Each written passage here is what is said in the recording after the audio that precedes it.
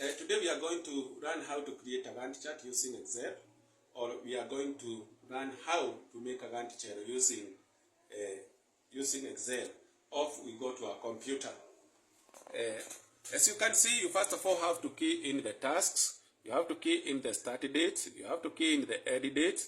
And the good thing with the Excel is that you can do your calculation for duration using the Excel, which is equals. You have to put in equal signs. Then you put E3, D3, that is D3 minus C3, C3, like that. So is equals 5.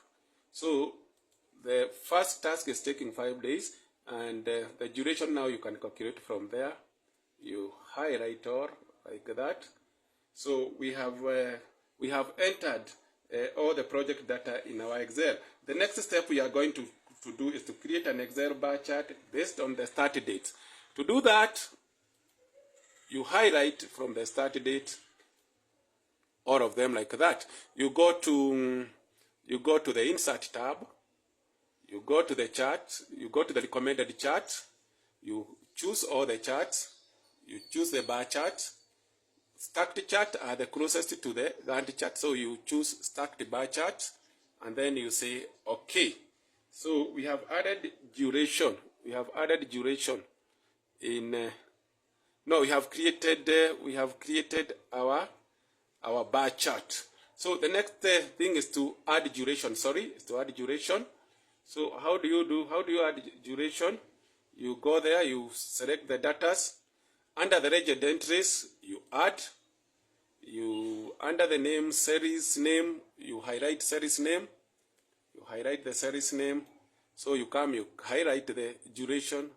So you clear everything under the series values. You clear everything which is there, and then you highlight the durations each task is taking that way, and that one is quite okay.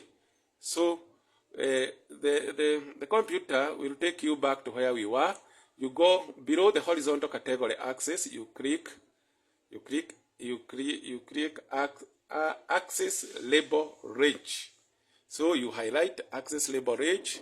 You fill in the tasks like that.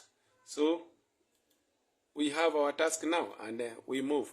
So we have something close to our Gantt chart. So we have reached there. So the other thing now we are going to do is to convert our stacked bar chart into a Gantt chart. How do you do that? If you can look at this, we are starting with foundation. This one is inverse. It is starting with interior. So we have to convert it into we have to reverse the order. So you format the axis.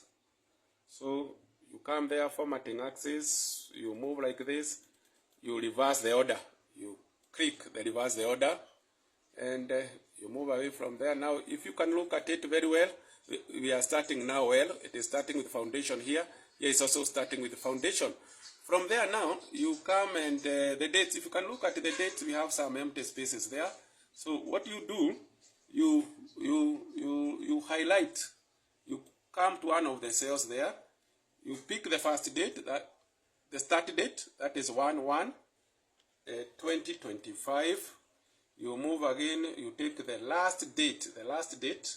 When you finish the job, that is 1/28/2025. 2025. You highlight like that. Then you format the cells. You go to the general. You choose the general. So you get the general. You get some numbers there.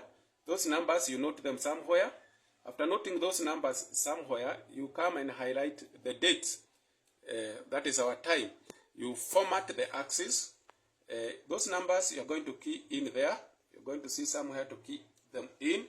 So ours here is 58 that way, and then the last one is what? Is 85. So as you can see, our date have moved to where we want them to start. And to remove these blue spaces, you click like that.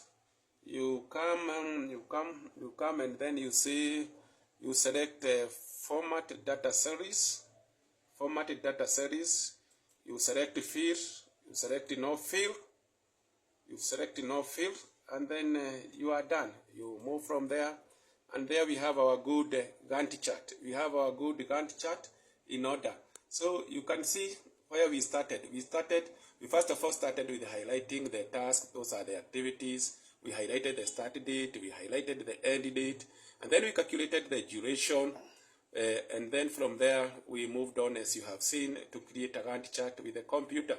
This is a process that normally I normally take around less than 2 minutes. But the purpose of running for yourself, I have taken that time.